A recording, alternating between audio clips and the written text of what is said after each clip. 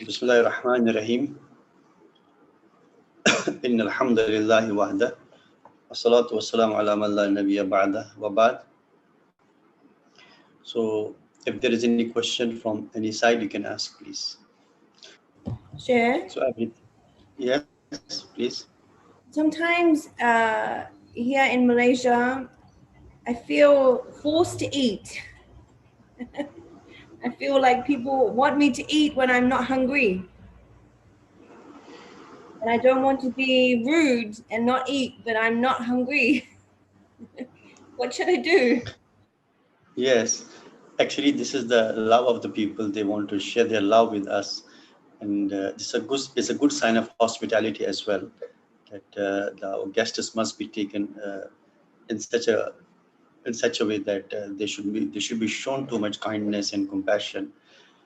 So, but this is also that cultures and traditions vary. Usually the Muslim culture is that they they they force you that you have to eat because they think if you don't eat, they will take it ill. That if there is something wrong with you. So to keep the hearts of the people, yes, you can also have the food, but if there's intention, should be there, Ya Allah. Since there's no appetite on my part, there's no desire on my part, I am doing this only to keep up their hearts, to not to just offend them, not to cause any sort of what should we call not to harm their hearts. And but again, that a person should take in less quantity. This way, both the things can be, inshallah, achieved. One, that not to fill up the belly again and again, and second, that their hearts are also they feel that you have respected their love for you. So there's no harm if you take little amount, and that's better way to deal with such a situation.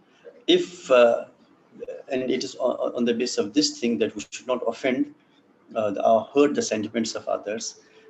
It's mentioned that one of the hadith says if a person is also observing the fast, but not the obligatory one, not in the month of Ramadan, that is strictly forbidden. But for the supplementary fasting, for the optional fasting, it is mentioned that if you visit any of your friend or any of your relative, and they say you that you join the food, a person is allowed to break the fast, so that the host will not feel offended.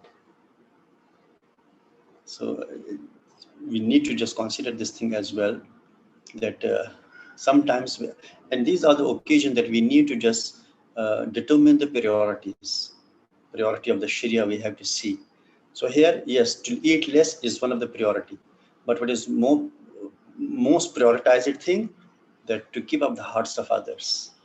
And these two things are before us, so we must give the priority which is more important. What's more important? To honor the love of others, to respect the love of others. That's more important than just taking the food in lesser amount. But again, we can do, as I said before, that how can we strike the balance? If they offer the food, yes, you take something, and then so that they will not feel that there is something in your heart against them. So this way we can strike the balance. Okay, thank you, Share. Welcome. Share, there Yes, is a hadith, but I can't remember exactly by whom and how the actual statement of the hadith is. It says you just eat enough that it straightens your backbone. It's in Yes. Malay, Bahasa Melayu. So I understand it as just eat enough to straighten your backbone. How that means very little. A lot of the time the advice about eating is like you eat minimal, like Prophet Daud alaihi salam alternate day fasting, and Abu Bakr Nina Abu Bakr it once in 5 days like that. So okay, so it's just enough to survive, that means, is it? Does it mean Actually, that? I told you before that ahadith, these type of ahadith, they cannot be applied flatly. Means it varies from person to person. We have to see the situation of a person. We have to see the nature of the work of a person.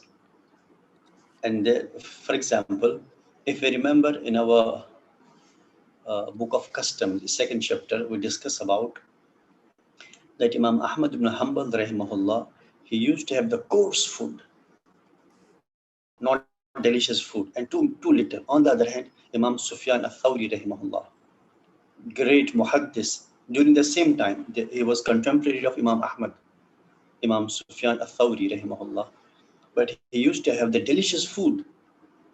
And he used to say that you need to have enough nutritious food because you have to work a lot. To maintain the quantum of the work, a person must take the enough food.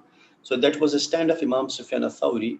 If you remember that time, I also discussed this thing, that actually Imam Ahmad rahimahullah example is top level example.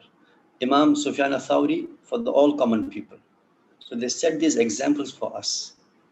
So if a person, so we need to just, I always say that we need to improve ourselves. We need to improve in terms of achieving the higher stations, controlling our nafs in terms of not only food, but other aspects as well. So we can say that if a person, as I said in my previous session, if a person he's a very hardworking laborer, we cannot expect from him that he should avoid the food or he should take it in lesser quantity. So what this the hadith, if I'm not mistaken, I have also heard this or read somewhere, but I'm not sure, that to straighten the backbone means that at least a person should be able to carry out all his day-to-day activities. So to straighten the backbone is a metaphor, means a person must be able to carry forward all his responsibilities. To carry out all his responsibilities. If the amount of food is decreased and this will affect his function, that is again against the teachings of Islam. Imam Al-Ghazali rahimahullah has clearly mentioned over here, if you see the page,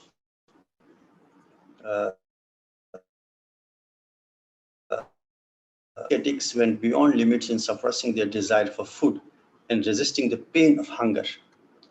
Of course, this is not fair, because what man is entitled to do is to satisfy this desire moderately.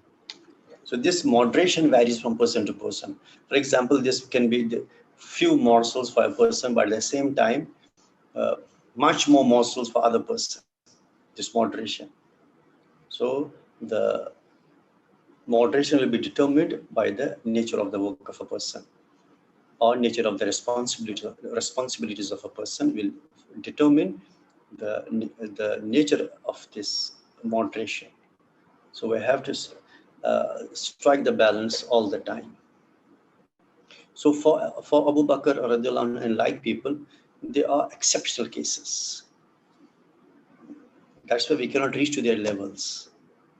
For all common people, so what we are supposed to do is to follow the sunnah, and then we cannot say that these people did not follow the sunnah.